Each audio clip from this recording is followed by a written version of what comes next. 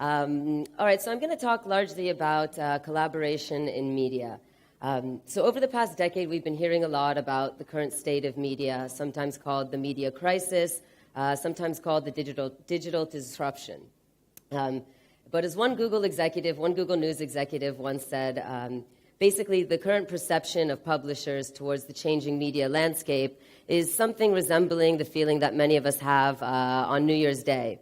Part excitement, part trepidation, and for many of us, part hangover. So what else he goes on to say is that basically the news industry seems struck by a mix of fear over what's changing, what changes might occur, and also a mixture of excitement about the pathways that exist towards supporting those change.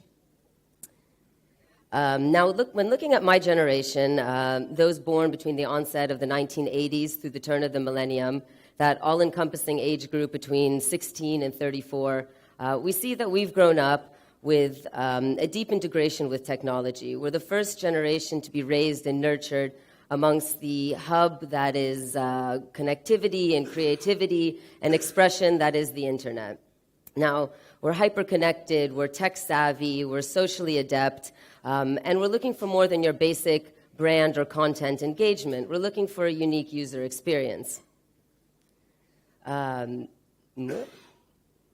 as Rachel Botsman mentioned in her TED Talks, this Generation Y, sometimes called digital natives or the millennials, we've grown up sharing files, bartering software.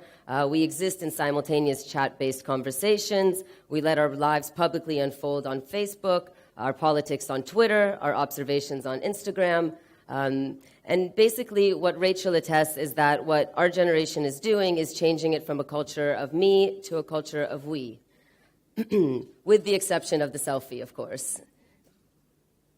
Now, some interesting numbers that exist that are not on my slide here. About over 30 million in Egypt, over 30 million internet users, and about over 30% of those users who are largely from a younger demographic, from a larger demographic, read their news online. They also spend about 3 hours a day on the internet. And then there's a general statistic that basically 70% of the country's population is a youth population. So as a publisher and as an editor, these are numbers that cannot really be ignored. At the same time, it's really the user behavior that is of more interest, which I'll get to in a bit. Now, much of the problem with the media industry in Egypt is that people forget that it's a knowledge-based economy. Now, with knowledge-based economies, it has to be understood that the streams of revenue making and of sustainability are typically different than your traditional economies. They don't give you direct money, so you must have parallel and diversified revenue streams in order to sustain, just like the music industry. No longer are people really buying records, and essentially how the industry has to survive itself is through gigs, through merchandising deals, through sponsorship contracts, through guest appearances. And so media also needs to be put in the context of knowledge economies. And with that, the business needs to shift accordingly to support that. And an integral part of knowledge economy, and especially in the digital age, is that by availing your product more abundantly, you stand to gain. Again, by availing your product more abundantly, you stand to gain. Because of this, one of the most fundamental changes that we see occurring across the globe in media is this necessary marriage between the editorial side of the publishing business and the business side of the publisher. These two entities during the print era were kept very much separate. But no longer do we exist in a world where a journalist can simply write an article and expect to publish it and have it reach the doorstep of its readers. So we find ourselves also, again, needing to rethink this separation between the publishing or the business end and the editorial end. Because in reality, we can only really survive by integrating the two functions in the digital realm. Now, this is one of the main problems in the media industry currently in Egypt. The business departments really have no notion of the content production. So you usually have the advertising and the people selling the business services in a very separate capacity than the editorial. At the same time, you know, it's quite important to, as anyone who's experienced in sales, to be very versed in what it is you're selling.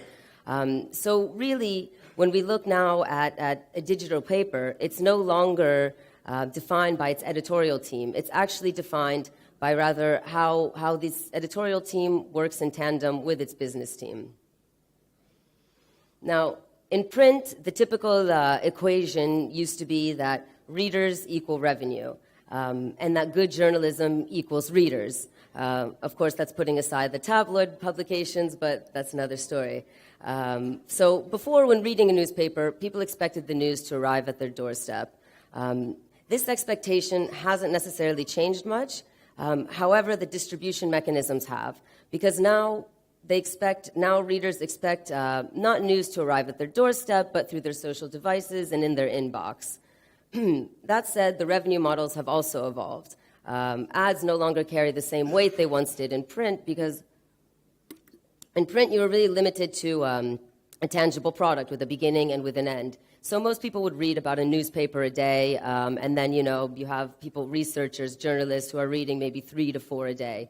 But now, in our current user behavior, I think we're experiencing anywhere from 10 websites a day to up to 100 websites a day. So your typical standard banner ads they don't value the advertiser as much anymore, because like a doctor with blood, readers are becoming very desensitized to the typical banner ads.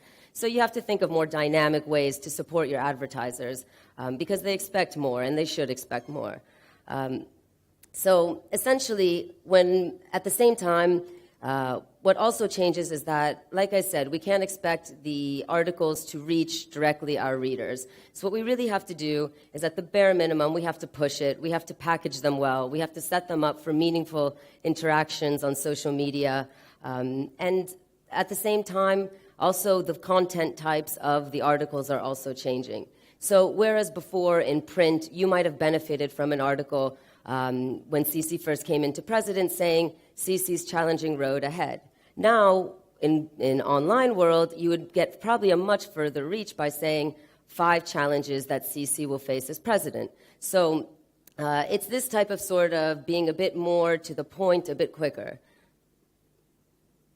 Now, if you look at the current online media landscape and the plethora of news sources that exist, it's no longer the former iconic institutions that lead the game. On the contrary, you're finding a lot more of these very innovative, new, younger companies like the Huffington Post, ProPublica, Upworthy, BuzzFeed. These guys are now leading the game in the acquisition of online viewership, to the point where it's had the New York Times in a bit of a frenzy. This past year, the New York Times did an internal study on itself, basically in reaction to how much it was getting crushed by these other newer publications. So they did an internal study on itself and created an innovation report, which was then supposedly leaked by BuzzFeed. Essentially, that was an excellent form of collaboration, because BuzzFeed benefited by leaking this report, and the New York Times benefited by this sort of PR stunt of it being leaked. But the key takeaways from this report were essentially for the New York Times to continue achieving the success that it had in its print years, and in order for it to become a leader again in innovation, essentially collaboration is key. So the report also noted that the disconnect across departments at the paper, especially between the business side and the reader experience.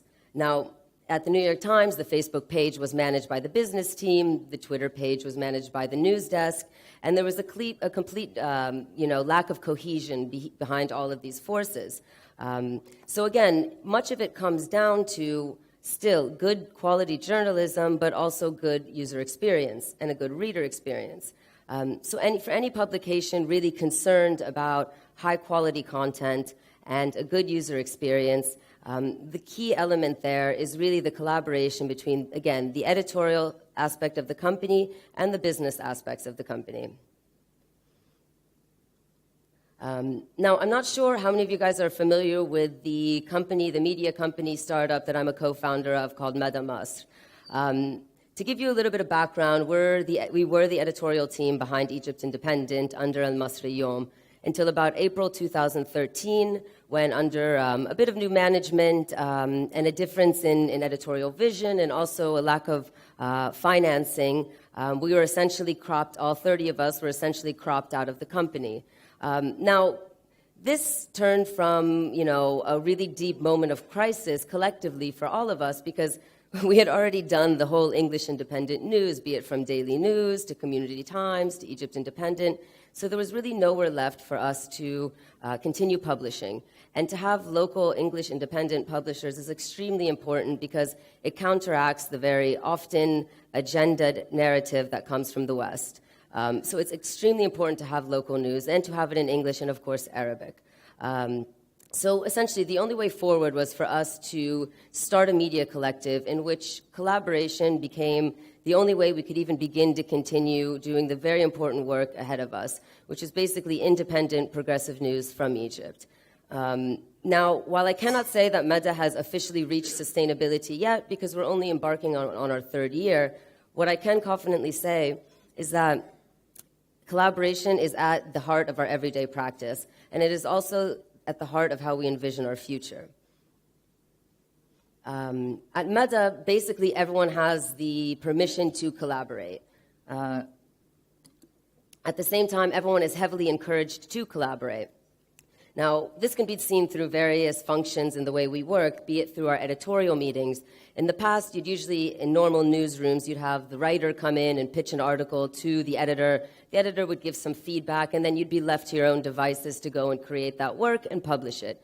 Now, with what we do at Mada, and I'm sure at many other publications now, it's a much more of a collaborative idea generation process, whereby I would come in with an article that I want to pitch, and then another colleague would suggest, sort of an additional idea towards that. Meanwhile, someone would throw in an awesome headline, and, the social media person would say, here's what the post is going to be. So it's really become a lot less exclusive and a lot more inclusive in the sense of collaborating together to really survive these stories, to really get them through.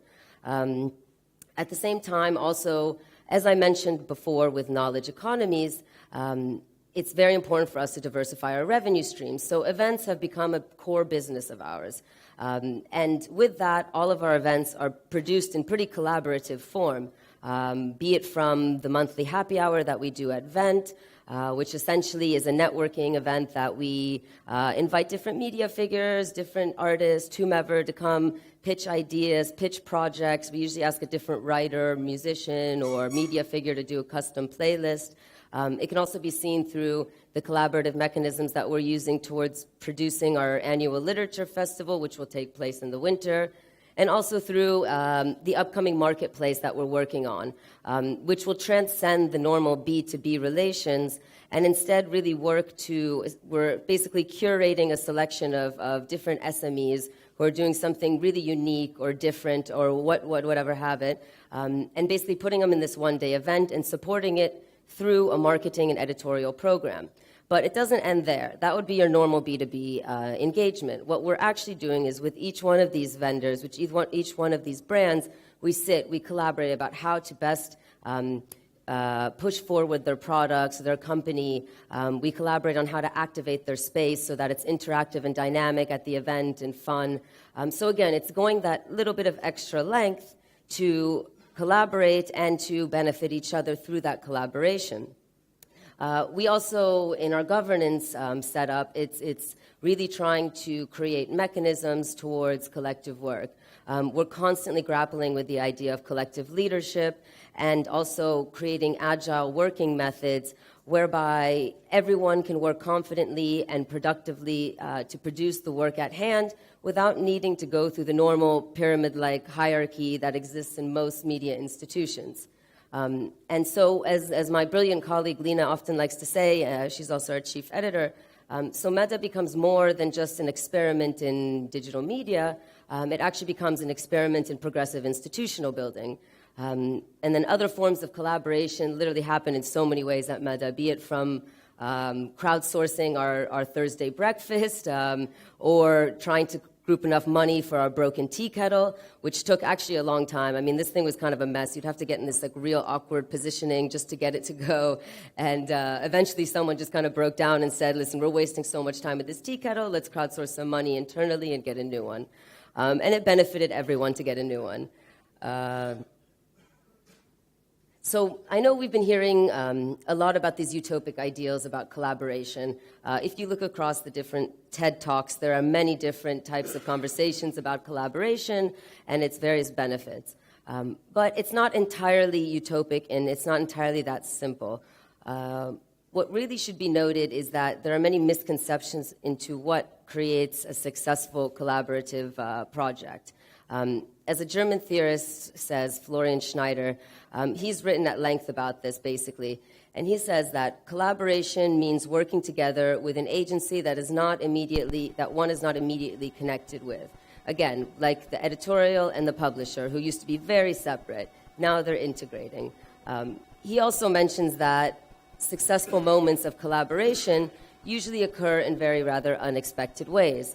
For example, like when a group of 30 people have to leave a media company and be forced to start their own. So essentially, what I'd like to say, too, if we want to look at a contextualized example of a good and successful collaborative project, I would even say that this TEDx event is as such. The speakers, basically, going back a bit to what Florian says, which is the main element of successful collaboration, is that it needs to benefit the individual. It cannot exist on just altruism. It cannot just exist on just good politics. A lot of times these collaborations come together because you want to do something with a greater purpose, or you have ideas to do this or that.